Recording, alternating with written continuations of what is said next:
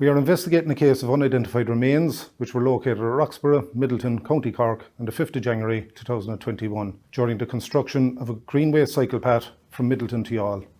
Recently we have engaged the assistance of Dr. Michelle Vitali of Penn West University, a forensic artist, and she has compiled a sketch illustration of what the female would have looked like. During the course of the investigation, we have liaised with a number of experts, and as a result, we believe the following details pertaining to the remains to be correct.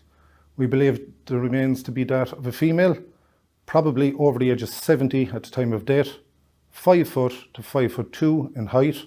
She would have been large frame. She wore dentures, full set, top and bottom. These dentures are believed to have been made in the 1960s and were well worn at the time of death.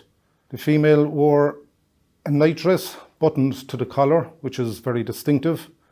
There are 2 shoes of interest, a brown leather shoe and a black shoe. The lady would have suffered from osteoarthritis. From carbon dating and isotope results, we believe that the female would have passed away between 1985 and 1987.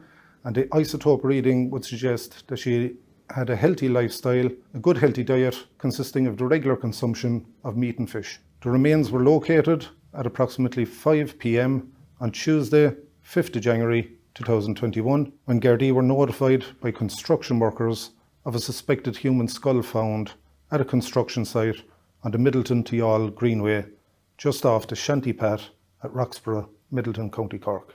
The scene was immediately preserved and the coroner was contacted.